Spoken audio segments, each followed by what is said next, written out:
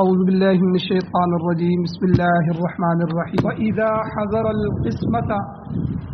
اور جب حاضر ہو جائیں پہنچ جائیں قسمت تقسیم کے وقت وراثت تقسیم ہو رہی ہو اور اس وقت حاضر ہو جائیں اولو القربہ قرابت دار قریبی رشتہ دار والیتامى اور یتیم والمساکین اور مسکین جب وراثت تقسیم ہو رہی ہو اس وقت قریبی رشتہ دار یتیم اور مسکین بھی آ جائیں تو فارزقوہم منہ تو اس میں سے ان کو بھی کچھ کھلا دو کچھ دے دو وقولوا لہم قولا معروفا اور ان کو دستور کے مطابق معقول بات کہو اور کہو ان کے لیے قولا معروفا معروف بات وَلْيَخْشَ الَّذِينَ اور چاہیے کہ ڈریں وہ لوگ کہ لو ترکو اگر وہ چھوڑ جائیں من خلفہم اپنے پیچھے ذریۃ ضعافا کمزور بچے ان لوگوں کو ڈرنا چاہیے کہ مثال کے طور پر اگر وہ خود اپنے پیچھے اسی طرح یتیم مسکین یا کمزور اولاد چھوڑ جاتے تو خافوا علیہم تو ان کا وہ کتنا خوف کھاتے فَلْيَتَّقُوا اللَّهَ بس چاہیے کہ وہ ڈریں اللہ تعالیٰ سے وَلْيَقُولُوا قَوْلًا سَدِيدًا اور ان لوگوں سے سیدھی بات کہو ان الذین بے شک وہ لوگ کہ یأکلون جو کھاتے ہیں اموال الیتامى یتیموں کے مال ظلم کرتے ہوئے زیادتی سے انما یأکلون سوائے اس کے نہیں کہ وہ کھا رہے ہیں فی بطونہم اپنے پیٹوں میں نارن آگ وہ اپنے پیٹوں میں آگ بھر رہے ہیں وَسَيَصْلَوْنَ سَعِيرًا اور عنقریب وہ بھڑکتی ہوئی آگ میں داخل ہوں سورۃ النساء کی آیت نمبر 8, 9 اور 10 تین آیتیں آج کے درس میں تلاوت ہوئی ہیں آپ نے ان کا ترجمہ سماعت فرمایا سب سے پہلے ربط آیات ان آیتوں کا پچھلی آیتوں سے ربط کیا ہے سورۃ النساء کے اس پہلے رکوع میں اللہ تعالیٰ نے زیادہ تر یتیموں کے حقوق بیان فرمائے یتیموں کے ساتھ حسن سلوک کرنا ان کی رہائش کا بندوبست کرنا ان کے مال کی حفاظت کرنا وغیرہ وغیرہ اللہ نے پچھلی آیتوں میں ان کا تذکرہ فرمایا اس کے علاوہ جو یتیم لڑکیاں ہیں خاص کر کے ان کے ساتھ انصاف کرنے کی خاص طور پر اللہ تعالیٰ نے تلقین فرمائی اور گزشتہ درس میں اللہ تعالیٰ نے زمانہ جاہلیت کے اس دستور کا رد فرمایا جس کے ذریعے وہ لوگ عورتوں کو وراثت سے محروم کر دیتے تھے اور اسی طرح نابالغ بچوں کو بھی وراثت نہیں دیتے تھے وہ کہتے تھے عورت لڑکی ہے اور لڑکیوں کے لیے وراثت کی ضرورت ہی نہیں ہے اس لیے لڑکی کی وراثت ہی نہیں باقی نابالغ بچہ وہ کہتے ہیں وہ لڑائی کے قابل ہی نہیں ہے تو جو بالغ ہے جوان ہے تکڑا ہے وہی وراثت کے اندر شریک ہو تو اللہ تعالیٰ نے زمانہ جاہلیت کے اس قانون کا رد فرمایا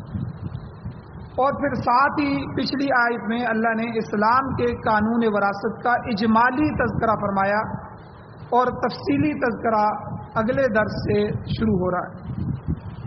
اور ساتھ اللہ تعالیٰ نے یہ بھی واضح فرما دیا کہ ہر مرد اور عورت چھوٹا اور بڑا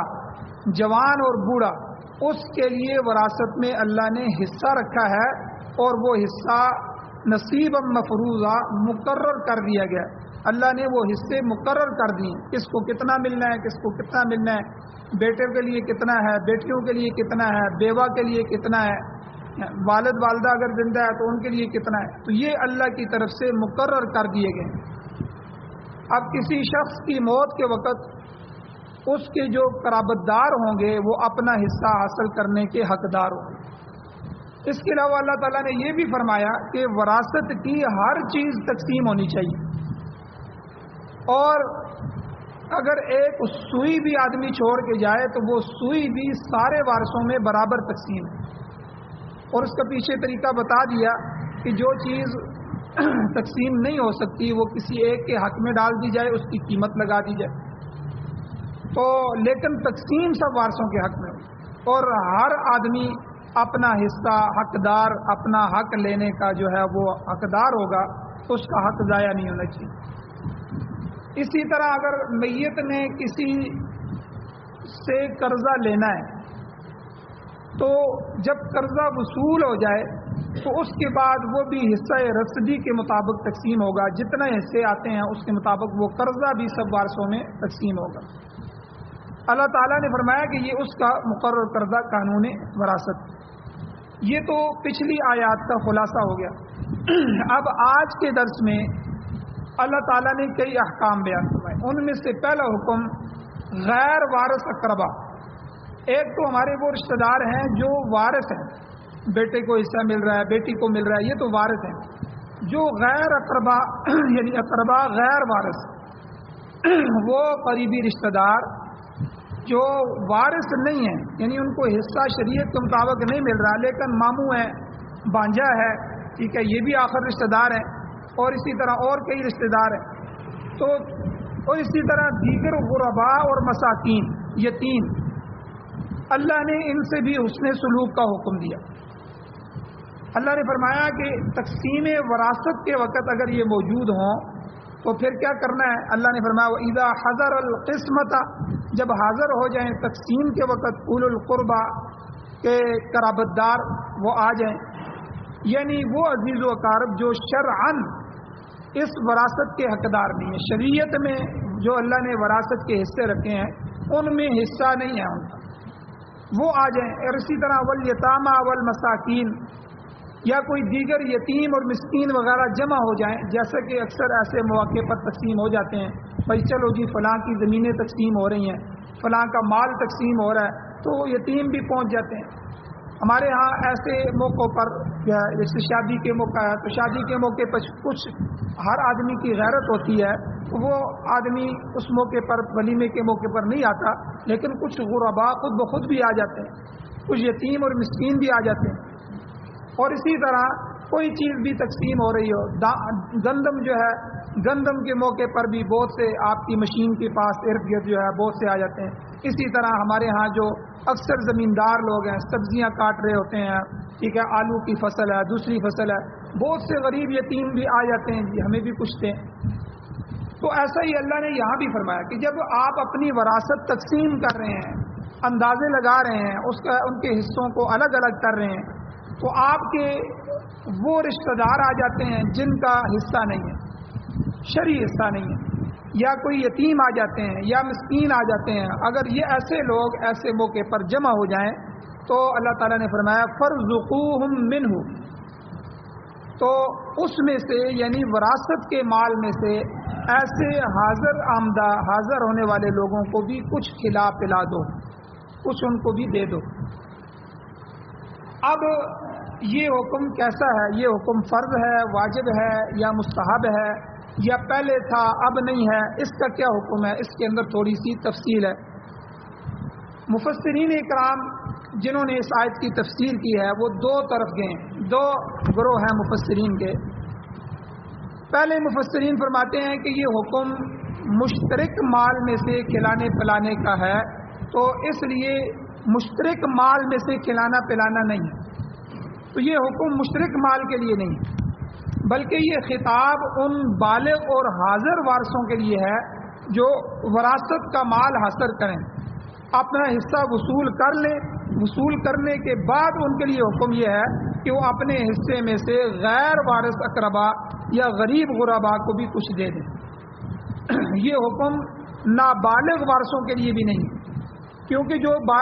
نابالغ وارث ہے وہ ابھی تک سن بلوغت کو نہیں پہنچا، وہ بالغ نہیں ہوا، تو سن بلوغت تک انہیں مال میں تصرف حاصل نہیں، اور غیر حاضر وارثان کے حصے سے کوئی دوسرا حصے دار کوئی چیز ادا نہیں کر سکتا، کیونکہ یہ اصل حصے دار کا ہی حق ہے، لہذا یہ حکم حاضر اور بالغ وارثان کے لیے۔ تو یہاں سے تین مسئلے پتہ چلے کہ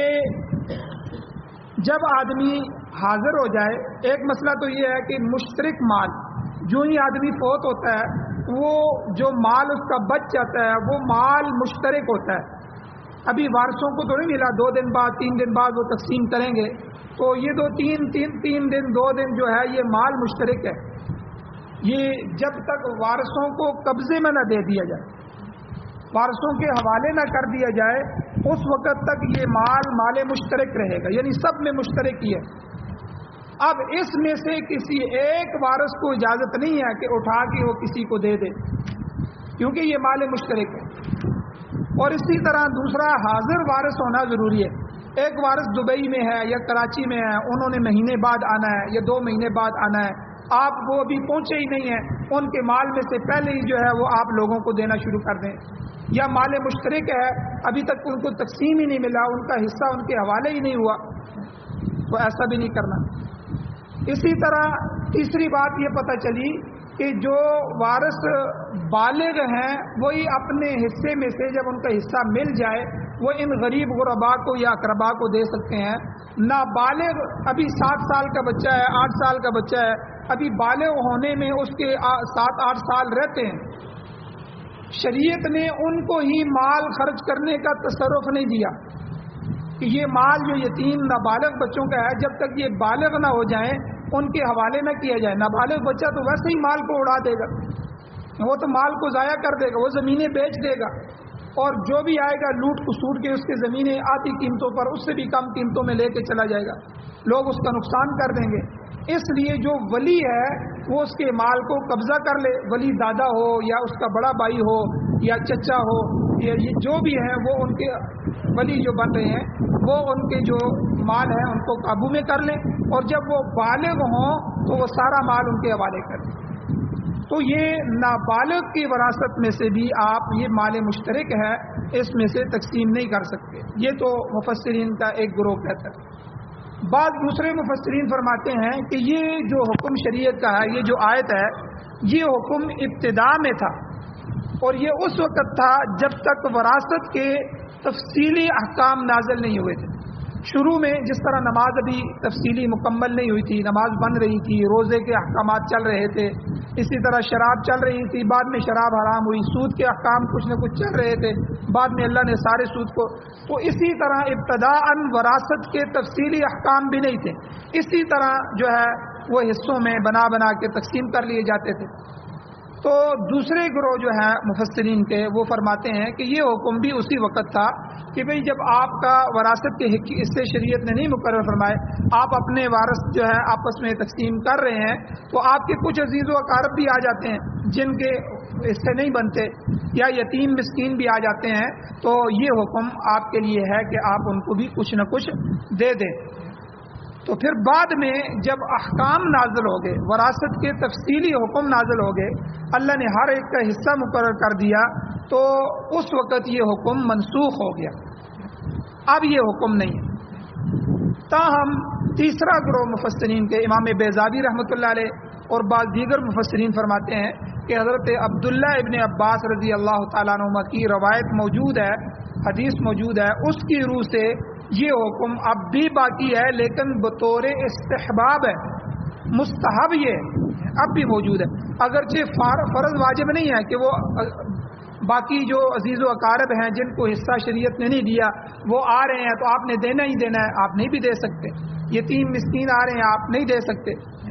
واجب اور فرض نہیں ہے۔ لیکن یہ گروہ مفسرین کا فرماتے ہیں کہ یہ حکم اب بھی موجود ہے کہ آپ کچھ نہ کچھ ان کو دے دیں، 500 روپیہ دے دیں، 1000 روپیہ ان کو دے دیں، ٹھیک ہے۔ لہٰذا اگر تقسیم وراثت کے وقت ایسے لوگ آ جائیں تو انہیں دے دلا دینا اب بھی مستحب کے درجے میں موجود ہے، مستحب کے درجے میں، یعنی فرض واجب نہیں ہے، مستحب کے درجے میں موجود ہے۔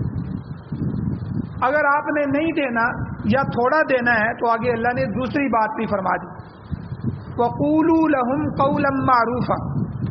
فَارْزُقُوهُم مِّنْهُ، یا تو آپ اس میں سے کچھ نہ کچھ ان کو دے دیں، اچھا دے دیں، زیادہ دے دیں، تو نہیں تو وَقُولُوا لَهُمْ قَوْلًا مَّعْرُوفًا، ان سے معقول بات کریں، اچھی دستور کے مطابق، ان کی دل شکنی نہ ہو۔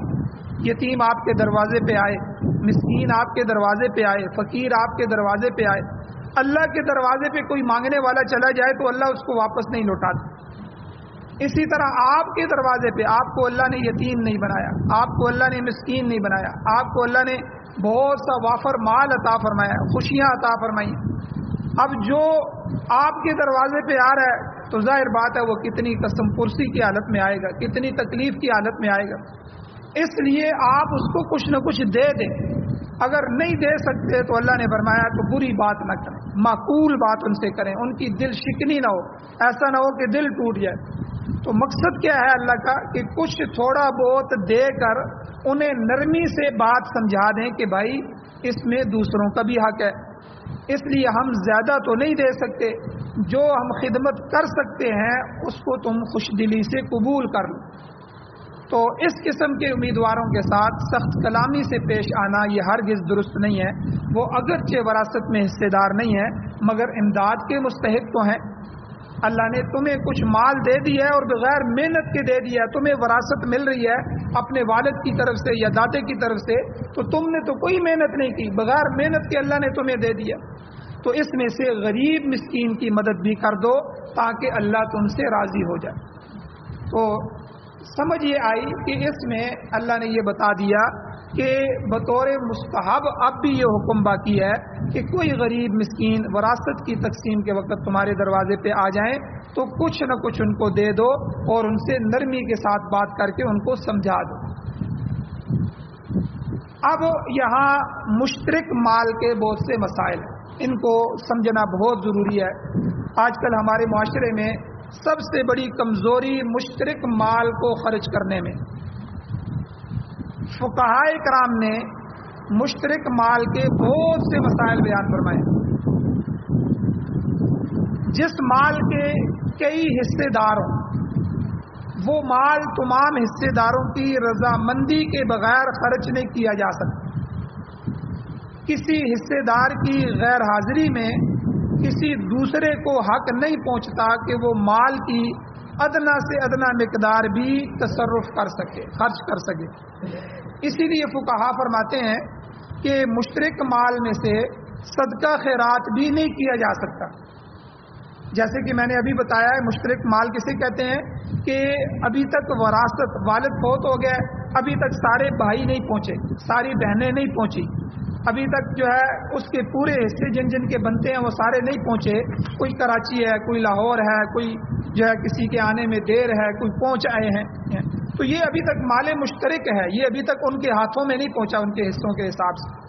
اب جو ہے اس میں سے کسی دوسرے کو حق نہیں پہنچتا کہ اس کے ورثاء ابھی تک غیر حاضر ہیں اور وہ ان کے مال میں سے ادنا مقدار بھی 1 روپیہ بھی خرچ نہیں کر سکتے.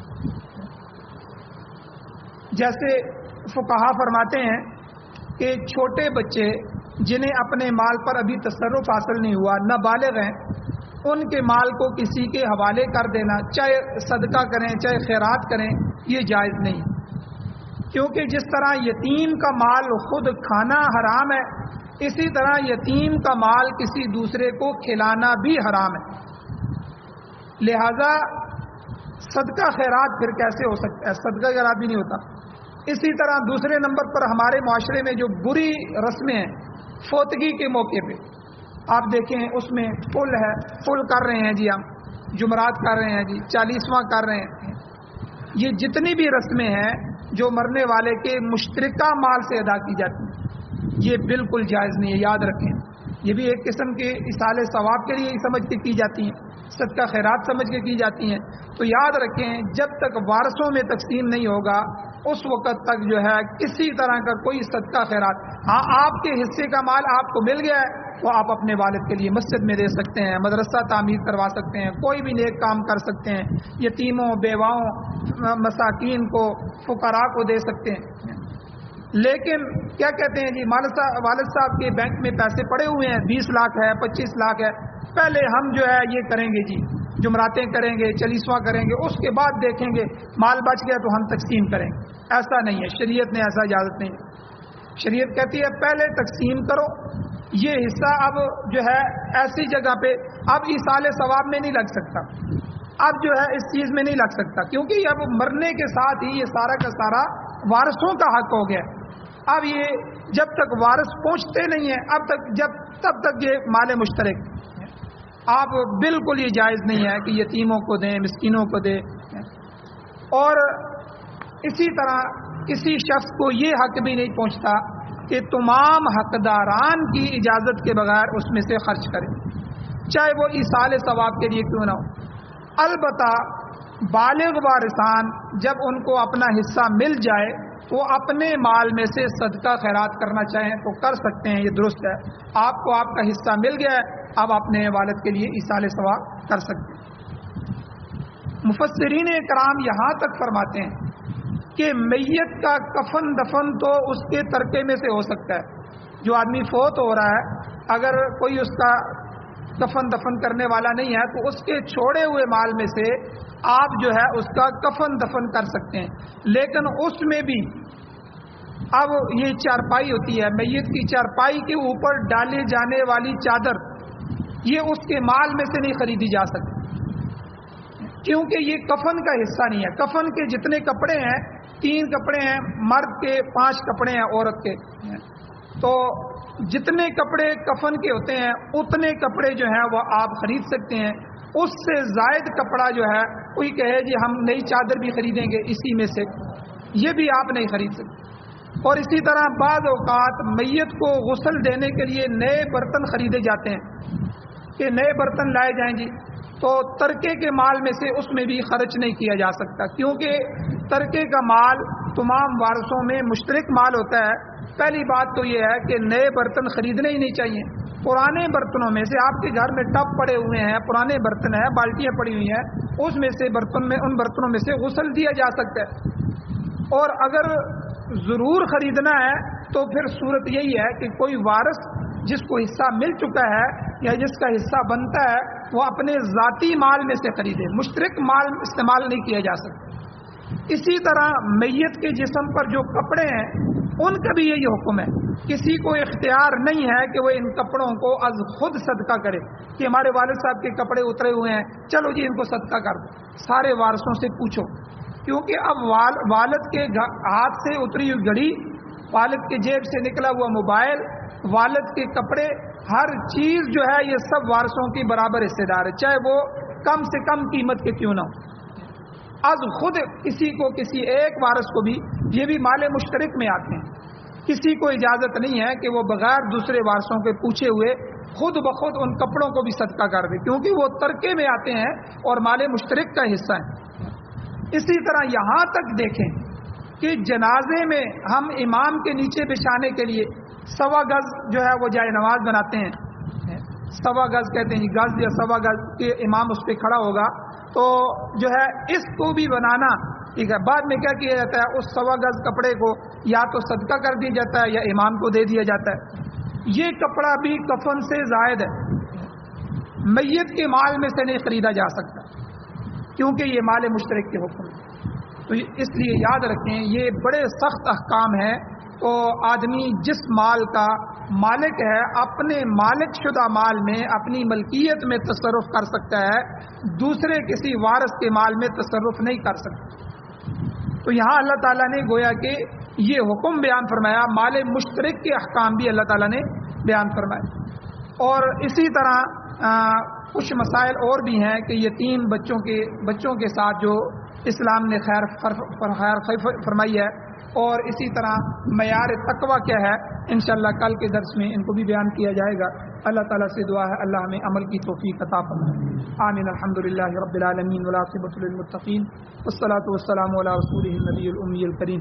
اللهم ربنا آتنا فی الدنیا حسنۃ وفی الآخرۃ حسنۃ وقنا عذاب النار۔ یا اللہ ہماری کمیوں کوتاہیوں کو معاف فرمائیے، درگزر فرمائیے، صغیرہ کبیرہ گناہوں کو معاف فرمائیے۔ یا اللہ جو حضرات پریشان حال ہیں ان کی پریشانیوں کو دور فرمائے۔ یا اللہ جو حضرات بیمار ہیں، اسپتالوں میں ہیں یا گھروں میں ہیں، یا اللہ ان کو شفائے کاملہ عاجلہ مستمرہ دائمہ نصیب فرمائے۔ یا اللہ جو حضرات ایمان کی حالت سے اس دنیا سے جا چکے ہیں، یا اللہ چاہے ہمارے عزیز و قارب ہیں، اساتذہ ہیں، اپنے بیٹھنے والے دوست والدین ہیں، یا اللہ ان سب کی بخشش فرمائی۔ یا اللہ نبی علیہ الصلوۃ والسلام نے جتنی بھی خیر کی دعائیں ہمارے لیے مانگی ہیں ان خیر کی دعاؤں میں ہمارا حصہ فرمائی، جتنی شرور سے پناہ مانگی ہے یا اللہ ان سے پناہ نصیب فرمائی۔ یا اللہ قرآن و سنت کو پڑھنے، پڑھانے، سننے، سنانے، سمجھنے، سمجھانے اور اس پر عمل کرنے کی توفیق عطا فرمائی۔ کہ اللہ پاکستان سمیت پوری دنیا میں اسلام کا غلبہ نصیب فرمائی، قرآن و سنت کی تعلیمات کو عام کرنے کی توفیق عطا فرمائی۔ یا اللہ اس قرآن کو اور اپنے نبی کی سنت کو بطور قانون ہمیں نصیب فرمائی۔ صلی اللہ تعالیٰ علی خیر خلقہ محمد و آلہ و صحبہ اجمعین برحمتک۔